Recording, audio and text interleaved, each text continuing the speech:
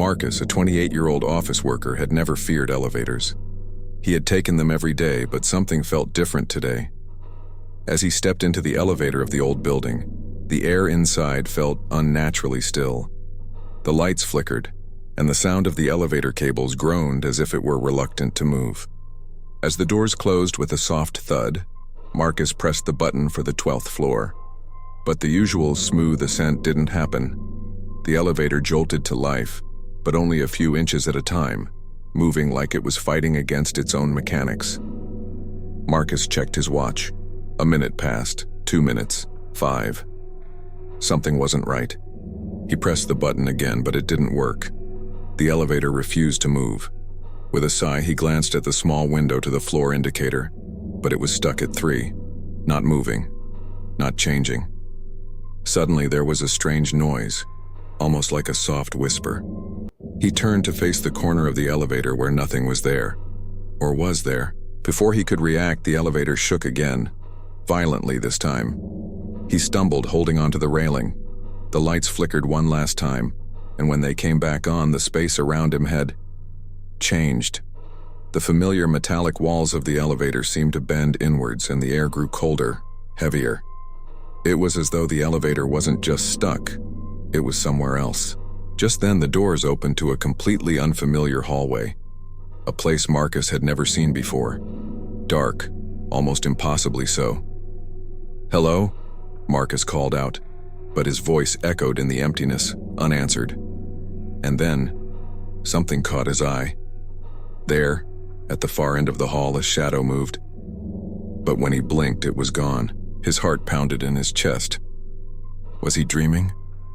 Was this a nightmare? He stepped forward cautiously, his feet heavy, his thoughts racing. The elevator doors began to close behind him, and he quickly turned to stop them. They were closing, too fast, and the elevator was no longer where it had been. He was trapped in a place that wasn't even the building anymore. The elevator was gone. And it wasn't just the elevator.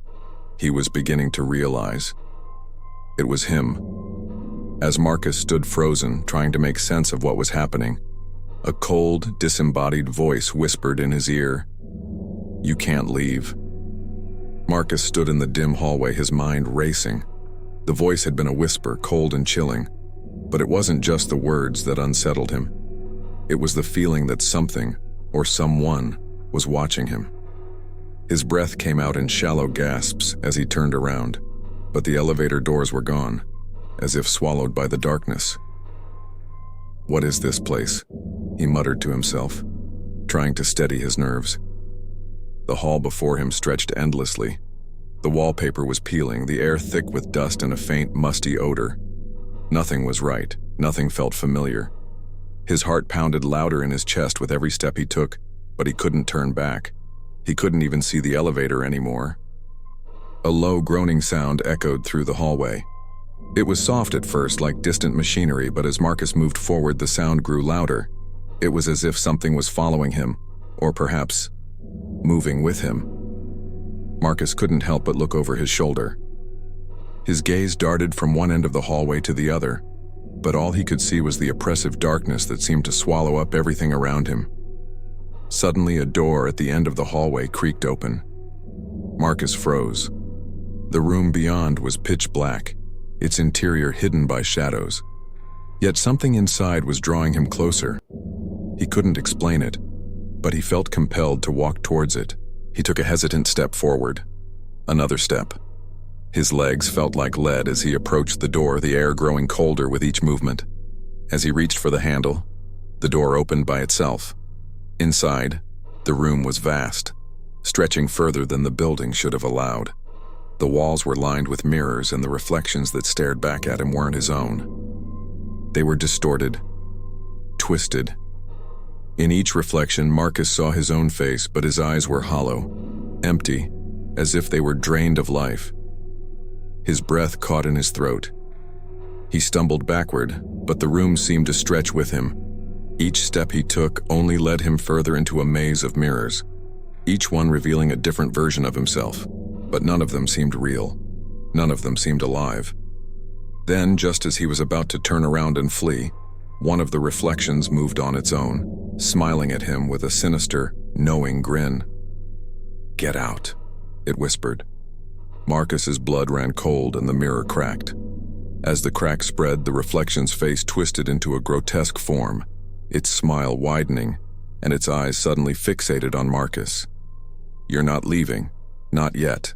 Marcus backed away from the cracked mirror, his pulse quickening as the distorted smile of the reflection lingered in his mind. His body was shaking, and every instinct screamed at him to leave. But the hallway behind him was now just a swirling void of shadows. The air felt thick with dread, and he couldn't tell where the door had gone, as if the very architecture was shifting around him. He took a deep breath and forced himself to turn around, determined to escape whatever nightmare this place had become. The hallway, or whatever it was, stretched endlessly in front of him. His footsteps echoed unnervingly, and he tried to steady his thoughts. This isn't real. This isn't real. It can't be real. But it felt real. It felt more real than anything he had ever known. As he walked further, he noticed the doors along the hallway were all identical, wooden and plain. No signs, no labels, just doors leading to an unknown, endless maze. Marcus reached for one, his hand trembling as he gripped the handle. The door swung open with a soft creak, revealing another elevator inside. It looked exactly like the one he had entered before. His chest tightened. What was going on? Had he somehow ended up back at the beginning? He stepped into the elevator, pressing the button for the ground floor. The doors closed behind him, and the machine jolted to life. For a brief moment, Marcus allowed himself to believe that maybe, just maybe, the nightmare was over. But the familiar hum of the elevator cables quickly faded, replaced by a low, grinding sound. The floor indicator began to move, but it moved in the wrong direction. It didn't descend as it should have, but rather, it climbed. The elevator was going up. Marcus's stomach dropped and panic set in. The building he was in was impossible. It defied logic. No matter what he did, the elevator refused to follow the natural course. The numbers above the door flickered, and when they finally stopped, they read floor 17. Marcus had no idea how this could be happening. He'd pressed for the ground floor, not the 17th floor. He took a step toward the doors, his hand shaking as he prepared to face whatever was on the other side. The doors slid open with a hiss, and a wave of cold air rushed into the elevator. The room beyond was dark, barely lit by the faint glow of a single flickering light. The atmosphere was thick with tension, and the sound of soft whispering reached Marcus's ears. He stepped out cautiously and found himself in a small, sterile room. The walls were lined with photographs of people he didn't recognize, each one staring back at him with empty eyes. As he looked closer, something felt off about the photographs. The people in them weren't smiling.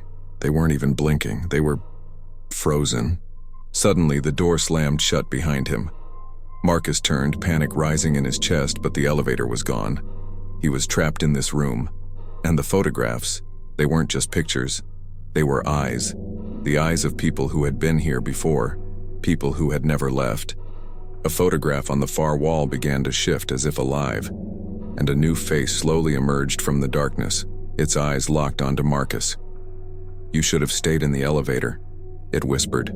Marcus's heart hammered in his chest. The photograph on the far wall had moved, its eyes staring at him with an unnatural intensity, like a warning or a plea. His instinct screamed at him to run, but there was nowhere to go. The door behind him had slammed shut and the elevator was gone, disappeared as though it had never been there at all.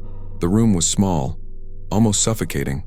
The walls seemed to close in around him, and the faint, flickering light did little to calm his growing sense of dread. He turned to face the photographs once again. They were everywhere, lining the walls from floor to ceiling, all with the same vacant, lifeless eyes. It was as if each image was a frozen memory of someone who had been in this exact place. The air felt cold, and it seemed to grow colder the longer he stood still. Marcus took a tentative step forward, his feet shuffling across the cold, sterile floor. A sound, something faint, caught his attention. A whisper, a low murmur from behind him. He spun around, his pulse racing. But there was nothing there, just the photographs. And the eyes. Always the eyes. Suddenly, a low groan echoed through the room. It was coming from the walls. Marcus froze. The walls weren't solid. He could feel them, shifting, almost breathing. It was as if the room itself was alive. He rushed to the far side of the room, desperately searching for an exit. The door had no handle, no way to open it. His hands slammed against the cold metal, but it didn't budge. He pounded harder, each strike reverberating through the room. Then, there was a sound that made his blood run cold. The sound of the elevator, distant but unmistakable. The hum of cables, the faint chime of the buttons. The elevator was coming, but it wasn't coming for him. It was coming for something else. The floor beneath his feet shifted, and the room began to tilt. Slowly at first, then faster. Marcus stumbled, grabbing onto the nearest wall for support, but it was no use. The entire room was tilting as if it were on the edge of a cliff, and he was about to fall. As the room tilted further, Marcus saw something terrifying. A shape emerging from the shadows. A figure in a suit, its features hidden beneath a shadowy hood.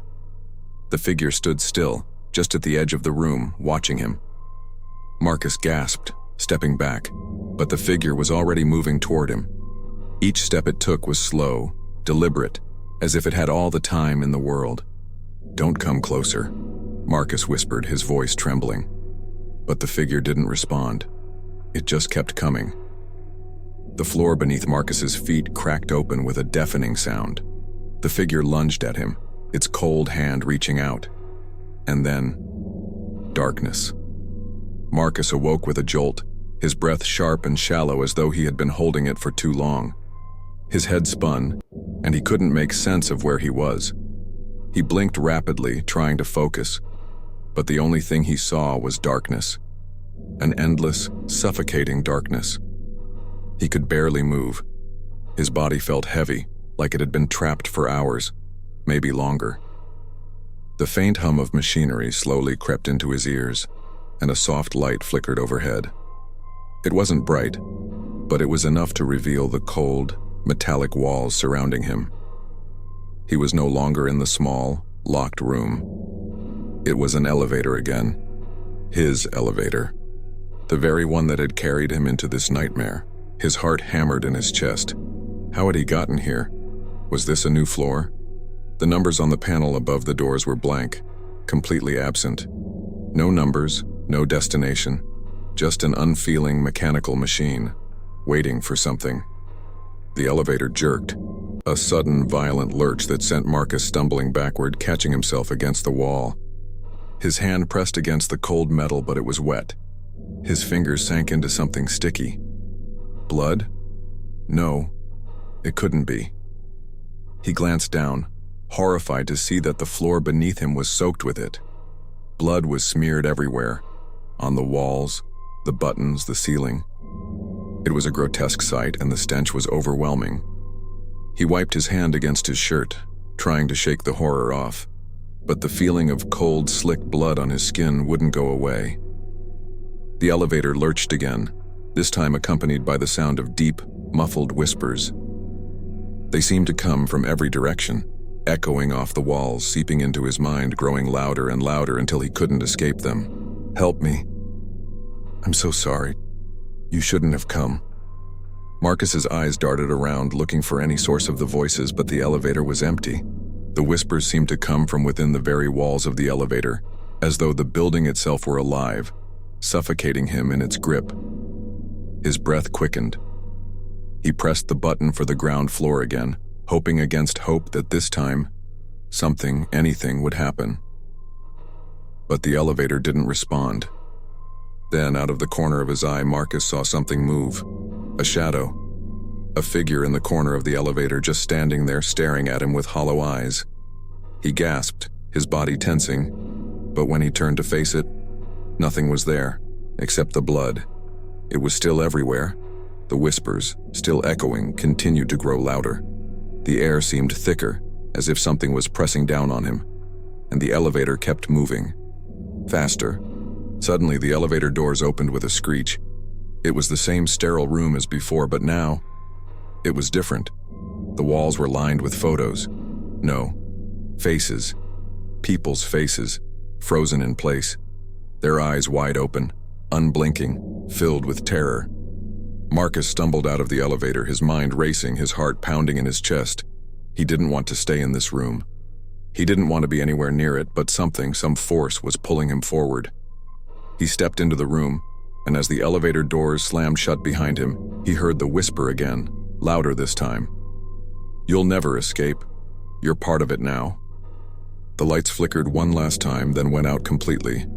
A low, guttural growl reverberated through the room, and the temperature dropped sharply. Marcus's breath came out in visible puffs, his eyes wide with fear. Something was coming. The darkness swallowed Marcus whole. He couldn't see, couldn't breathe, just the gnawing sense of something lurking, waiting for him to make a move. The growl had come from somewhere nearby, but now it was replaced by an eerie silence. His heart pounded in his ears and every inch of his body screamed for him to run, but where could he go? The room felt like it was closing in on him, suffocating him. His fingers brushed against the cold walls and his breath came in shallow gasps. The blood was still on the floor, sticky and thick beneath his shoes, but now it seemed to pulse, alive. It was as if the very air around him was drenched in dread. Suddenly, the flickering lights returned, casting harsh, unnatural shadows across the room. Marcus squinted, trying to make out anything in the dim glow. And that's when he saw it. A shape, creeping toward him from the corner of the room. A figure, its limbs too long and its body too thin. It moved in jerky, unnatural motions like a puppet pulled by invisible strings. Its face, if you could call it that, was a featureless mask, its eyes two black voids. But it wasn't the absence of a face that chilled Marcus to the core. It was the smile, or rather the grotesque, stretched-out grin that seemed to form out of nowhere, twisting and pulling at the empty skin of its face. The figure took another step closer, its hollow eyes never leaving Marcus, and the room seemed to grow colder with each movement. Marcus stepped backward, his legs shaking beneath him. His mind was racing, thoughts tangled and scattered. The whispers from earlier returned, louder now, echoing in his mind. "You are part of it now," the voice said again. And this time, Marcus felt the weight of the words in his bones. The figure reached out with long, bony fingers, and Marcus instinctively recoiled. But before he could react, a flash of light erupted from above, and the room seemed to fracture around him. The walls bent, the floor buckled beneath his feet, and the air itself seemed to ripple. The elevator, his elevator, reappeared, but it was different. It was no longer the clean, sterile cage it had been before. The metal was rusted, covered in dark stains, and the doors creaked open with an agonizing slowness. The air that rushed out of it was thick, rancid, as though it had been sealed away for years. Marcus had no choice. He stumbled toward the elevator, his body moving on instinct as the figure followed him, its grin widening with every step. "No. No. No." Marcus whispered to himself, his eyes frantic. The figure's whispering voice echoed in his head, growing louder until it drowned out everything else. "You're part of it now," it hissed, its voice more like a chant. "You can never leave, you never will." Marcus's hand shook as he reached for the elevator doors, but as soon as his fingers brushed against the cold metal, the figure lunged at him with terrifying speed. The dark, hollow eyes locked onto his and the grin stretched impossibly wide, revealing rows of jagged, sharp teeth. But just as the figure was about to grab him, the elevator doors slammed shut with a deafening bang. The moment the doors closed, everything went still. The elevator began its descent, but it was no longer moving at a regular pace. It was falling, plummeting as though the entire building itself was crashing into the void. Marcus's stomach lurched, and for the first time in what felt like forever, he felt weightless. And then, in a sudden flash, everything stopped. The elevator jerked to a halt, throwing Marcus against the cold walls. His head collided with the metal, and everything went black. When Marcus opened his eyes, he was back at the ground floor. The elevator doors opened and he stepped out, only to find that he was not in the building he had entered. The street outside was dark, twisted, and unfamiliar, and the faces of passers-by were frozen in a grotesque, unnatural stillness. He had escaped, but where had he escaped to? As the elevator doors finally closed and Marcus stepped into the unknown world outside, a chilling realization crept over him. Had he really escaped? The twisted street, the still faces, and the oppressive silence told a different story. It was as if the nightmare had simply shifted but never ended. Marcus had been trapped, not just in the elevator, but in the universe of terror itself. His eyes darted around, searching for any sign of life. But the emptiness around him was deafening. No sounds, no movement, just the distant, mocking whispers of the elevator's voice, still echoing in his mind. As he looked up, the sky seemed darker than it should have been, as if it too had become a part of the abyss he'd been pulled into. Had he really escaped? Or had the elevator simply opened another door to a world of endless horrors? The truth, he realized, was worse than any terror he could have imagined. The elevator never stops moving. As Marcus took a hesitant step forward, something stirred in the shadows. He wasn't alone. He never had been. We'd love to hear your thoughts. Was Marcus's escape a true escape, or did he just walk into an even darker reality? Drop your comments below and share the horror with your friends, if you dare. Don't forget to like and subscribe for more terrifying tales that will keep you on the edge of your seat.